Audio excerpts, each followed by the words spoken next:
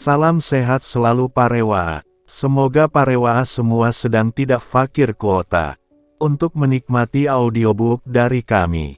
Sebelum kita lanjut, silakan subscribe channel ini dan nyalakan loncengnya untuk mendapatkan notifikasi ketika video terbaru telah diupload. Tidak menunggu berlama-lama lagi, langsung saja kita simak audiobook ini.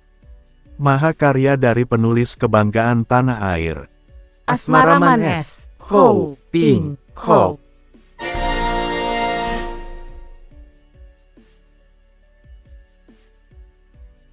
Suling Emas, bagian ke-12.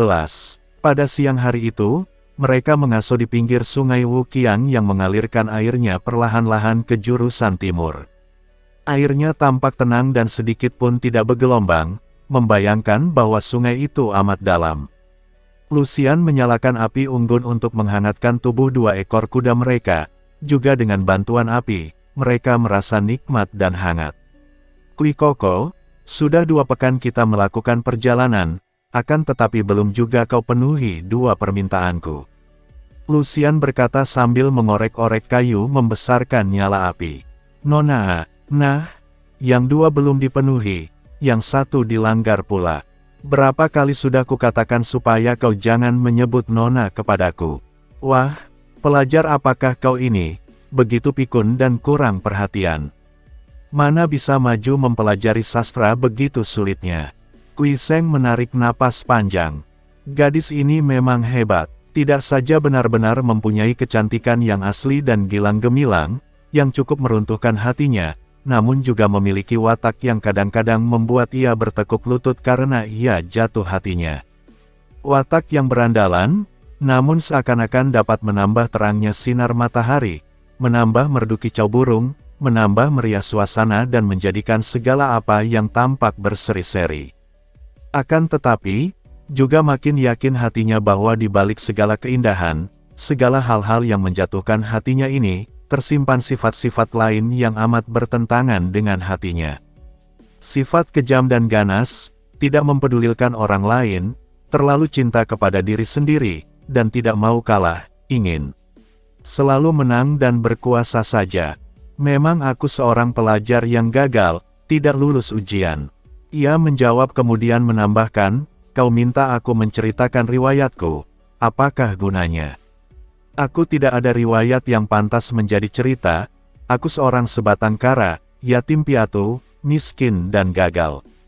Apalagi, tentang permintaanmu kedua mempelajari ilmu silat yang sedikit-sedikit aku bisa, nantilah, belum tiba saatnya. Wah, kau jual mahal, Koko. Lucian mengejek dan mengisar duduknya mendekati pemuda itu.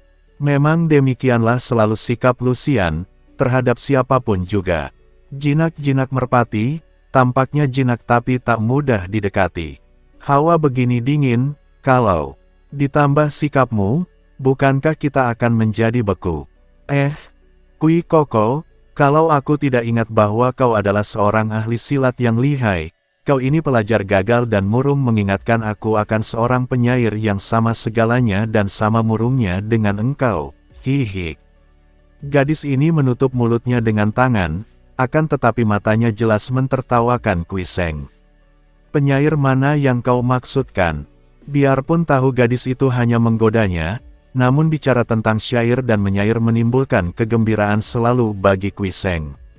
Siapa lagi kalau bukan Tufu? Pernah aku mendengar ayah bicara tentang syair-syairnya, mengerikan. Mengapa mengerikan kalau dia selalu mencurahkan isi hatinya berdasarkan kenyataan dan terdorong oleh rasa kasihan kepada sesamanya? Bukan rasa kasihan kepada sesamanya, Koko, melainkan rasa kasihan kepada diri sendiri. Karena keadaannya miskin terlantar, dia pandai bicara tentang kemiskinan. Coba dia itu kaya raya, atau andai kata tidak kaya harta benda, sedikitnya kaya akan cinta kasih kepada alam seperti penyair yang seorang lagi. Siapa itu yang suka memuji-muji alam, yang suka mabok-mabokan, gila arak seperti kau pula? Kau maksudkan penyair Lipo?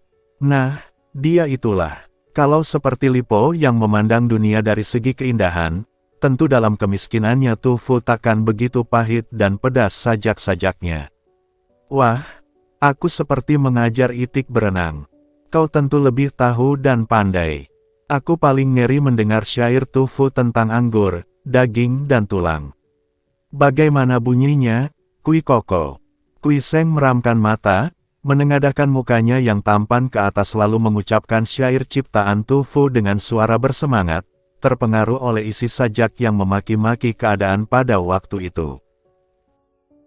Di sebelah dalam pintu gerbang merah, hangat indah serba mewah anggur dan daging, bertumpuk-tumpuk sampai masam rusak membusuk. Di sebelah luar pintu gerbang merah, dinding kotor serba miskin berserakan tulang-tulang rangka. Mereka yang mati kedinginan dan kelaparan. Ih, itu bukan sajak namanya. Lucian mencela, kelihatan jijik dan ngeri. Tidak enak benar mendengarkan sajak seperti itu. Memang sajak itu keras dan tegas, agak berlebihan, namun mengandung kegagahan yang tiada bandingnya. Moi. Sepasang bibir indah merah terbelah memperlihatkan kilatan gigi seperti mutiara ketika Lucian mendengar sebutan moi Dinda itu. Diam-diam ia mentertawakan Kui Seng di dalam hatinya. Katakanlah kau menang dalam ilmu silat, boleh kau mengira dirimu gagah perkasa dan tampan, namun alangkah mudahnya kalau aku mau menjatuhkanmu, membuatmu bertekuk lutut di depan kakiku. Demikianlah nona ini berkata dalam hatinya. Ah, apakah dia itu pun pandai ilmu silat seperti kau, Kui Koko? Biarpun aku juga hanya seorang bodoh, akan tetapi sedikit banyak mengerti ilmu silat, sedangkan mendiang Tu Fu benar-benar seorang sastrawan yang tak tahu bagaimana caranya memegang gagang pedang, tahunya hanya memegang gagang pensil. Kalau begitu dia orang lemah. Bagaimana gagah tiada bandingnya, moi, kau tidak tahu. Biarpun orang yang memiliki ilmu silat yang tinggi sekali pada waktu itu, tak mungkin ia berani melontarkan kata-kata yang seperti bunyi sajak itu, karena dapat dicap sebagai pemberontak dan dihukum mati. Tapi aku lebih kagum kepada penyair Lipo. Masih teringat aku akan sajaknya yang benar-benar membayangkan kegagahan, kalau tidak salah begini. Alangkah inginku dapat terbang dengan pedang sakti di tangan, menyeberangi samudera, untuk membunuh ikan paus pengganggu nelayan. Ketika mengucapkan sajak ini, Lucian bangkit berdiri, kedua kakinya terpentang, tubuhnya tegak dada membusung penuh semangat dan kelihatan gagah dan cantik jelita. Suaranya bersemangat, merdu dan penuh perasaan sehingga Kui Seng melihat dan mendengar dengan mata terbelalak dan mulut ternganga. Ia berada dalam keadaan seperti itu dan baru tersipu-sipu membuang muka ketika Lucian memandangnya dan bertanya. Kau, kenapa? Koko, tidak apa-apa kau pandai membaca sajak, moi, kata Kui Seng gagap. Akan tetapi terdengar gadis itu terkekeh tertawa, suara ketawa yang mengandung banyak arti dan gadis itu masih tersenyum-senyum dan sinar matanya mengerling tajam penuh ejekan ketika mereka bangkit berdiri dan berhadapan. Lucian menggerakkan kakinya perlahan mendekati, sampai dekat benar, sampai terasa benar oleh hidung Kui Seng keharuman yang luar biasa keluar dari tubuh gadis itu. Wajah jelita itu dekat sekali dengan wajahnya, wajah yang berseri dengan mata bersinar-sinar dan bibir terbuka menantang di kulum senyum. Serasa terhenti detik jantung Kui Seng, bobol pertahanannya dan dengan nafsu yang memabokkan pikirannya didekapnya pundak Lucian dalam rangkulan dan ditundukkannya mukanya untuk mencium. Akan tetapi tiba-tiba Lucian menundukkan mukanya sehingga yang tercium oleh Kui Seng hanyalah rambutnya, rambut yang harum menyengat hidung, dan tiba-tiba terdengar gadis itu bertanya, suaranya dingin aneh, penuh cemooh. Hai, Kui Seng pendekar muda yang sakti, pertapa belia tahan tapa dan si teguh hati, apakah yang akan kau perbuat ini?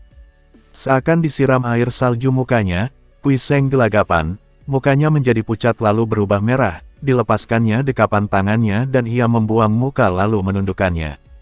Maafkan aku. Seperti sudah gila aku tadi Nona Liu, maafkan aku. Kenapa kau begitu jelita dan keji? Liu Lucian tertawa, suara tawanya merdu sekali, akan tetapi juga penuh dengan ejekan.